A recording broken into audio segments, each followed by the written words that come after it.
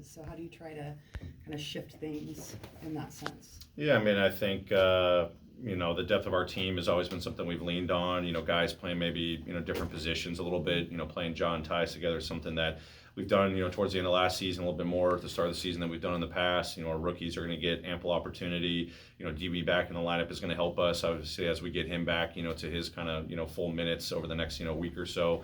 So it's kind of a matter of just game by game, just figuring out different combinations, knowing that, we may be playing 9-man rotations some night, 10-man rotations. We got to be thinking big picture here. But it's definitely something that we're going to have to kind of rally around.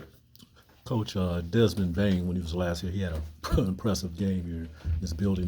Just want to get your thoughts about, his early start this season. And is he doing anything different? We know he can shoot the lights out, but if he's doing anything, add anything new to his game? I think one of the biggest things that he did in the offseason, we talk about playmakers, racking up more assists this year. I think last night or the last game he had like 7 assists, so putting the ball in his hands a lot more. Second side actions, but also primary pick and roll handler at different stretches throughout the game. Working on his left-hand package, going down and finishing with his left. I think that's been a big area of growth for him. He spent a lot of time in the summer, obviously the elite shooting like you talk about, but getting downhill and just being more of a presence at the rim, right-hand drives, left-hand drives, right-hand kickouts, left-hand kickouts. I think that was on full display the other night, against the Nets. Got off to a little bit, of a start that, we probably wouldn't have expected, the first couple of games, but he just stuck with the work. The shots that he was getting the first couple of games, even though he wasn't making them, were great. It's all the stuff that we anticipate him making at a high rate, all the work he had put in. So really proud of him. Great game the other night against the Nets, and obviously what we expect on a nightly basis from him.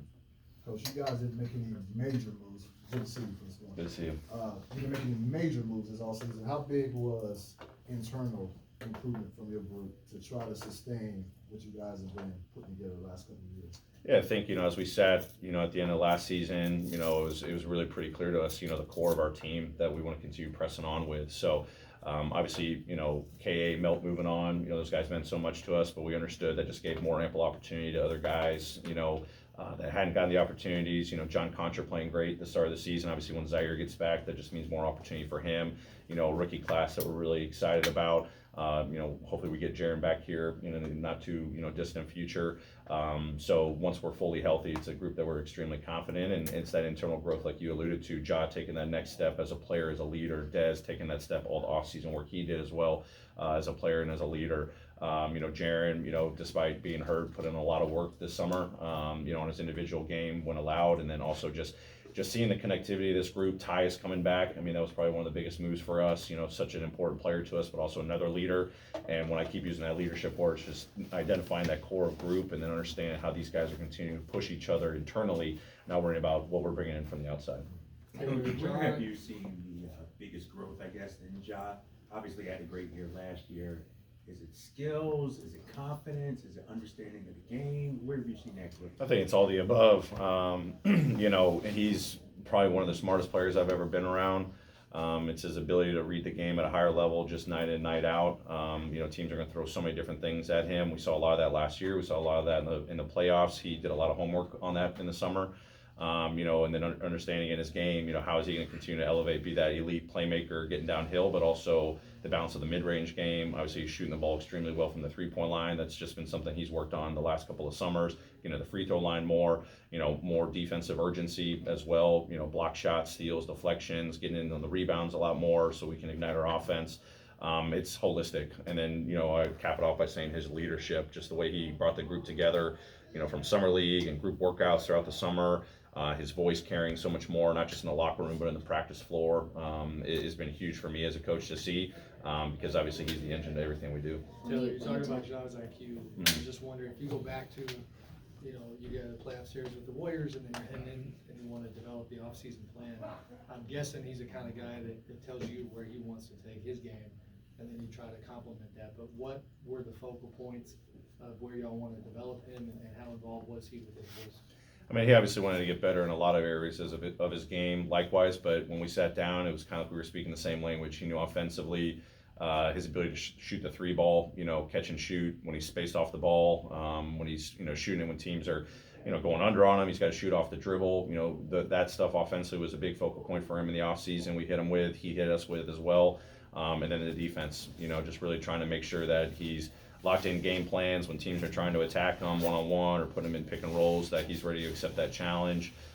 So that's something that, you can't always replicate in the off season, but it was a lot of film work that he's done.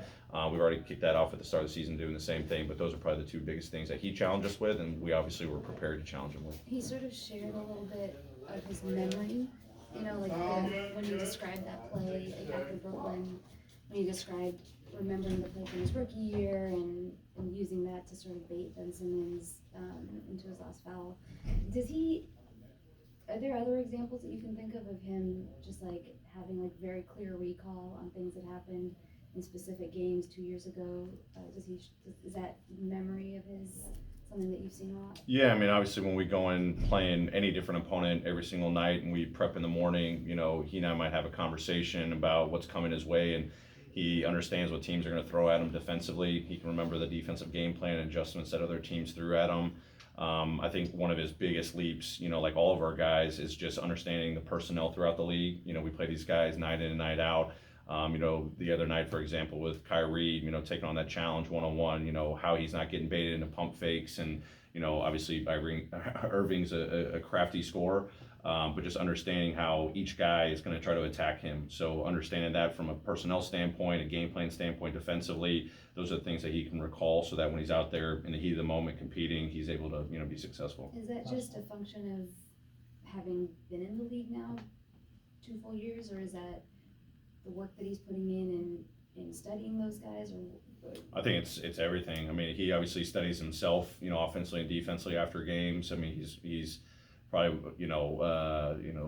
one of the best film watchers that I've seen in terms of understanding not just his own individual game, but also what the team, has got to work on. But I definitely think it's a product of 3 years in the league that he's constantly seeing so many different things. Teams are trying to throw different things at him. Game plan wise defensively, they're going to attack him different ways when we're on defense as well. So that film element is a big thing. But then what he has the great ability to do is communicate that not just only to our coaches and myself, but also to his teammates. Especially as he's our engine on both ends, but especially on the offensive end. Thanks, Coach. Great, thanks everyone, appreciate it. All right.